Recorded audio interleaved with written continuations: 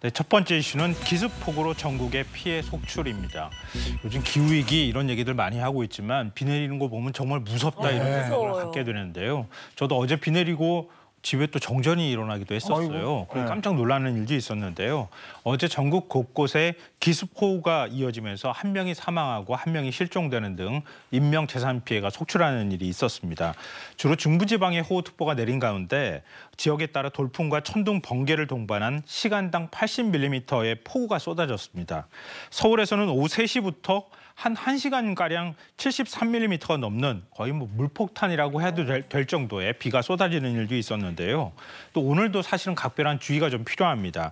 오늘은 남부지방을 중심으로 시간당 최대 60mm 이상의 비가 내릴 거라고 예보가 나와 있는 상황이니까요. 비 피해 없도록 각별히 주의하시는 게 좋겠습니다. 이 전국적으로 쏟아진 폭우에 피해가 상당히 클 것 같은데요.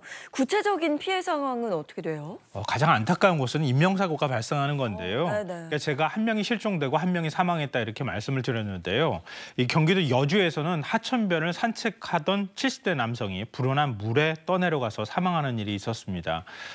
그 수색 작업에 바로 돌입했는데 한 100m 정도 떨어진 곳에서 숨진 채 발견이 됐습니다.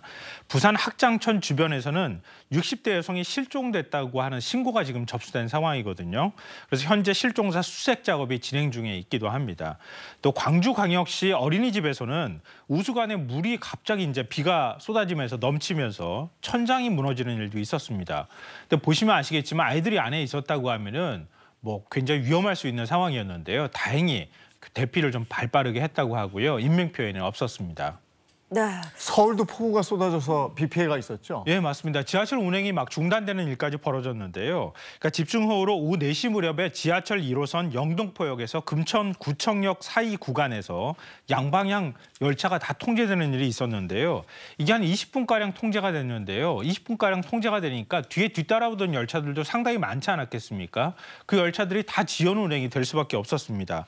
그래서 시민들이 아주 큰 불편을 겪기도 했었고요. 또 서울 노들로에서 올림픽대로 하남 방향 진입로가 있는데 그 진입로에 갑자기 비가 내리면서 물이 차버리는 상황이 있었는데요. 그래서 한때 도로가 통제되는 일도 있었습니다. 또 구로구와 동작구, 영등포구 일부 지역에서는 오후 4시 무렵에 극한호우 긴급 재난 문자가 처음 발송되는 일도 있었는데요. 이 극한호우 재난 문자는 이번에 처음 발송된 겁니다. 그러니까 시간당 50mm 이상 그리고 3시간 합쳐서 90mm 이상일 경우에 이 극한호우 긴급 재난 문자가 발송이 되는데요.